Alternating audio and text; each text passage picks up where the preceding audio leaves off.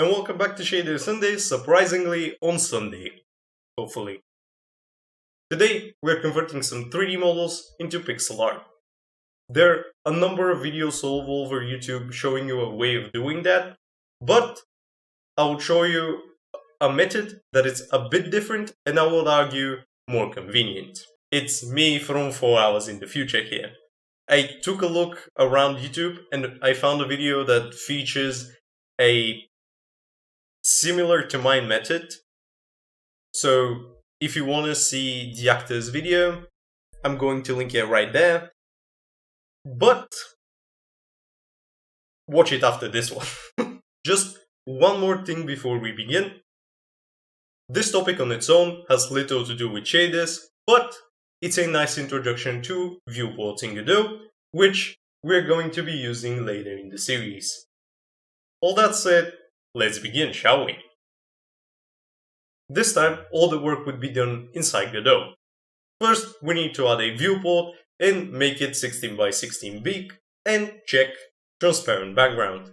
Now comes the most creative part of the process, and that's actually deciding what to render.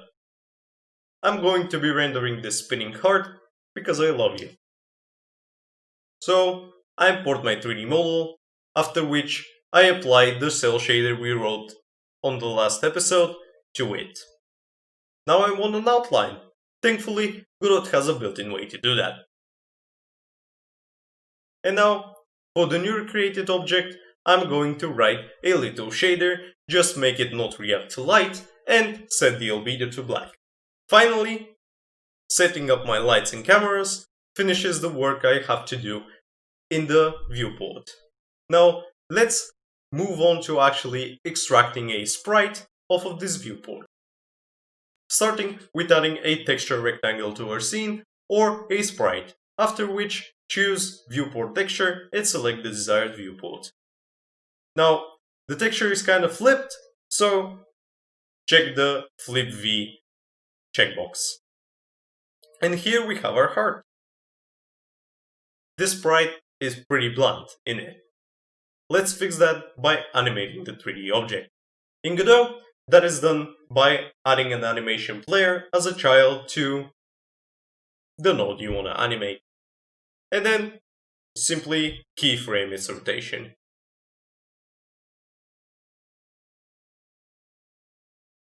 This approach is perfect to game jams, but if you want to optimize the performance of your game, it's not as great, since those two frames of the heart spinning animation, despite looking absolutely identical, have been calculated separately, and those calculations take time and computing power.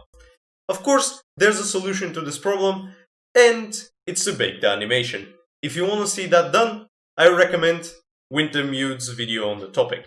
It's a good video and you should watch it, of course, after this one. So, if there is this such huge problem with performance, why are we actually doing this? The answer is that the real-time approach has some fairly interesting quirks and we are about to explore them. The advantage of calculating sprites every frame is that we can alter the 3D models based on input in real time. And that simple fact enables us to do so much. But first, we need to actually pass the input to our viewport. And that is done by calling the viewport's input signal manually from the root node. And now, with all this power on our fingertips, let's do a backflip. I'm serious.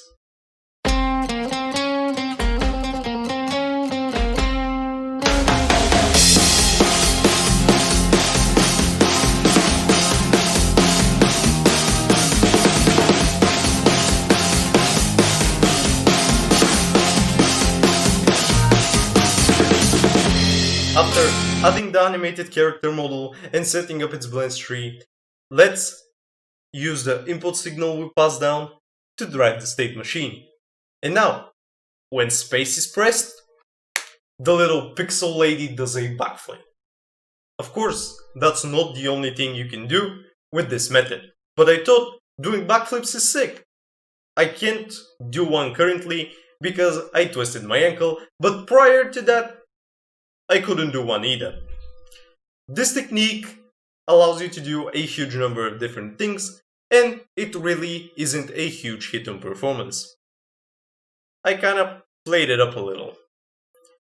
If you decide to actually do something with this, meaning with viewports in Godot, be sure to tweet it at me.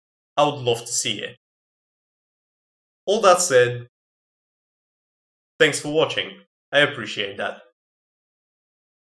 It will be an honor if you bestow me with your subscription.